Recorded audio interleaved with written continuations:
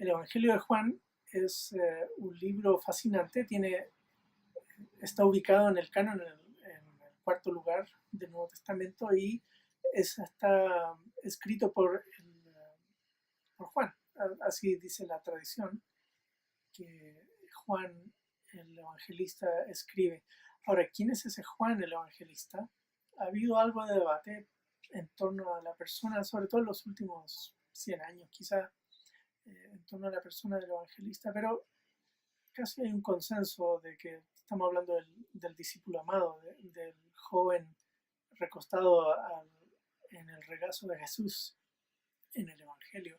Así que Juan, el discípulo amado, el joven que crece cercano a Jesús, el que participa junto a Pedro y a Jacobo en distintas escenas en los sinópticos, él es el autor de esta carta, o más bien del Evangelio.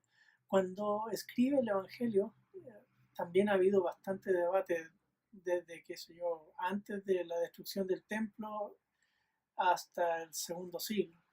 Pero con el descubrimiento de los rollos de Qumran, eso vino a matizar bastante el tema y se ha acotado. Algunas personas todavía insisten en un escrito antes de la destrucción del templo, pero la mayor parte de los estudiosos lo ubican después. Quizá más o menos año 80, 85, incluso algunos todavía en el 90, 95. Es posible entonces que el Evangelio haya sido escrito a fines de los 80 en alguna parte de Éfeso probablemente. Juan está todavía ahí. Luego él escribiría sus cartas y también el libro de Apocalipsis al final de sus días.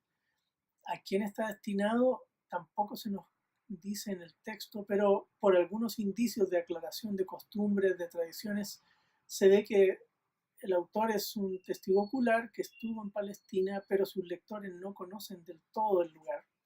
Y podría tratarse de creyentes de trasfondo griego que crecieron en Asia Menor probablemente y entonces a ellos les escribe este evangelio y recuerdan al final del libro él dice que el propósito muchas cosas hizo Jesús, pero él seleccionó algunas y le llama señales para mostrar que Jesús es el Hijo de Dios, que Jesús es el Mesías.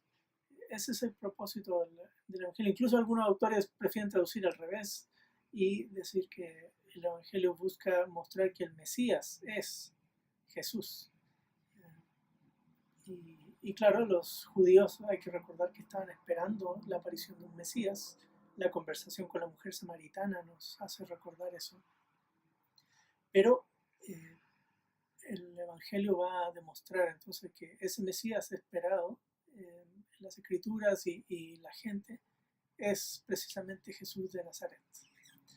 Así que ya tenemos el autor, los destinatarios, la fecha. Ahora hablemos un poquito de la estructura. El libro de Juan, todo el Evangelio ha tenido distintos acercamientos, sobre todo en los últimos 15, 20 años, acercamientos literarios, tratando de ver la estructura. Tradicionalmente se ha hablado de dos grandes secciones, del capítulo 1 al 12. La primera sección del capítulo 1, más o menos hasta el versículo 15, 16, por ahí es una introducción al libro. Luego comienza la descripción de Juan el Bautista como explicando en qué consiste el ministerio de él y qué consiste el ministerio de Jesús. Luego los discípulos son llamados y comienzan las señales en el capítulo 2 con la boda de Caná. Y va a ir así con distintos tipos de señales que culminan con la resurrección de Lázaro. Y luego como una transición ahí en el capítulo 12 al final. Y luego Jesús es ubicado en la última semana. Empezando el capítulo 12, Jesús va a la casa de María. María le lava los pies a Jesús y comienza entonces esta semana de la pasión, el último de los eventos. Toda esa semana, desde el capítulo 13 hasta el final. Así que algunos han llamado a los primeros 12 capítulos el libro de las señales y desde el 13 en adelante como el libro de la pasión. Claro, la pasión propiamente comienza en el capítulo 18. Capítulo 13 al 17 hay una cena, una conversación en el aposento alto que termina en el jardín de Getsemaní, en el capítulo 17, con esa oración intercesora de Jesús.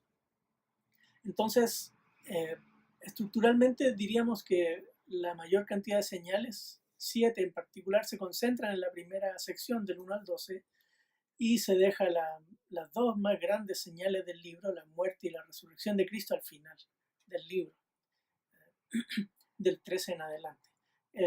Lo que sí es claro es que del 1 al 12 es como el ministerio público de Jesús, donde Jesús está interactuando con gente que se le opone, gente curiosa que quiere conversar con Jesús. Hay muchos diálogos en la primera sección y mucha controversia pública, sobre todo en las esferas de Jerusalén. Cuando Jesús va a alguna fiesta, cosas pasan ahí.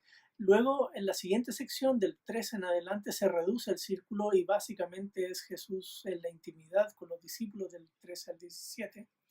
Y del 18 son algunas disputas y controversias que va a tener a raíz del arresto con los líderes, una conversación con Pilato al final, y luego pues la crucifixión y la resurrección, termina con el diálogo espectacular al final con Pedro y Juan, hablando Jesús principalmente con Pedro y tratando de dar sus últimas instrucciones a Pedro y restableciendo su corazón. Pedro queda lastimado por su misma traición al Señor y el Señor lo restaura y así cierra el libro con esperanza de que el Señor Jesús es el Mesías y que lo que ha escogido el autor es para anunciar el Evangelio y que de esa manera las personas reconozcan a Jesús como el Mesías esperado.